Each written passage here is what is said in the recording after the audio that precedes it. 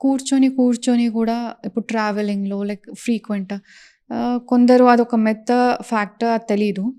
బాగా కూర్చొని ఉంటే కూడా అలా అవుతుంది. లైక్ బ్లడ్ అండ్ స్టూల్స్ వస్తుంది అనేది. లేదమ్మా అలా రాదు.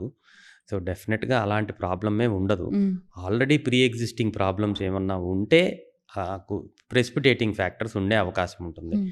Most of the time most common cause actually మీరు గూగుల్‌లో అడిగితే బ్లడ్ ఇన్ స్టూల్స్ అని most common cause colon cancer అంటాడు. హ్మ్. హ్మ్. నో. భయపెట్టేస్తుంది. నో. మోస్ట్ కామన్ కాజ్ ఈ రోజుకి కూడా bleeding per rectum, hemorrhoids or piles. Okay. But please don't make a self diagnosis.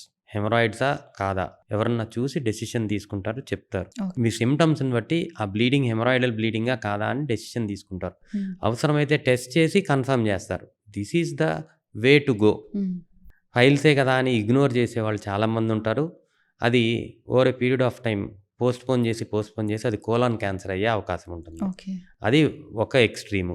చిన్న బ్లీడింగ్ కనపడగానే 25 ఇయర్స్ అబ్బాయి గూగుల్‌లో చదివేసుకొని నాకు కోలాన్ క్యాన్సర్ ఉంది ప్లీజ్ డూ ఏ కొలనోస్కోపీ అని వస్తాడు. ఇది ఇంకొక ఎక్స్‌ట్రీము. హ్మ్.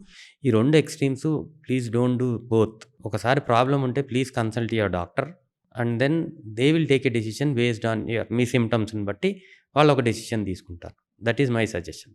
Thank you so much doctor Somashekar garu. చాలా మిత్స్ అండ్ ఫ్యాక్ట్స్‌ని డిఫరెన్షియేట్ చేసి చాలా బాగా ఎక్స్‌ప్లెయిన్ చేసినందుకు. Thank you so much. Thank you.